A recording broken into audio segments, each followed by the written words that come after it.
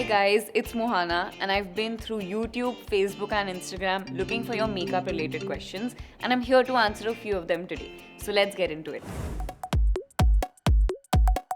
I'd actually say you can completely skip out on the foundation and a little bit of concealer is all you need for a simple no makeup look. But what I would definitely recommend not skipping out on is a contour or a blush.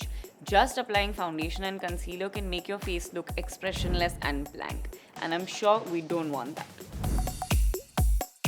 Use contour and blush to brighten up your face. Contour can help you chisel your cheekbones, your jawline, and your nose, and blush adds a natural flush of color to your skin. There's never really a right or wrong choice when it comes to makeup. I mean, I've seen people rock pink, purple, and even yellow blush like you would not have thought of it. But if you're looking for a natural look, try to match the color of what your face turns when you think of your celebrity crush. Getting back on topic, I think you can pick a color that matches the shade of your lips to get a natural flush of color that really goes with your skin's undertone. Personally, I really like peachy blushes that have a warm brown undertone.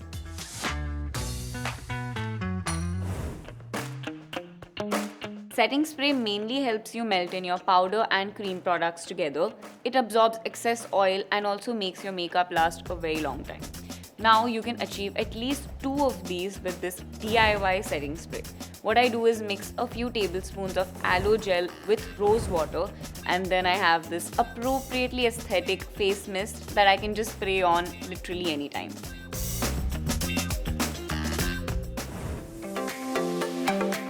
A lot of people swear by waterproof mascara, but I'm not one of them. And I know, looking at my current emotional state, it would make sense if I was into waterproof makeup, but I honestly just hate how difficult these are to take off.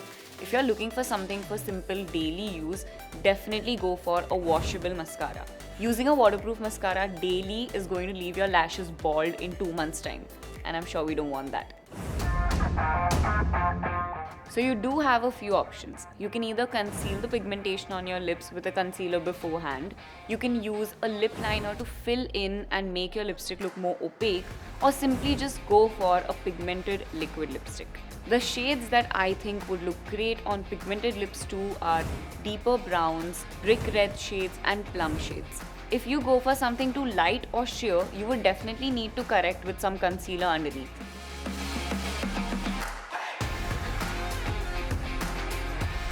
I hope I was able to answer some of those makeup questions that have been keeping you up at night.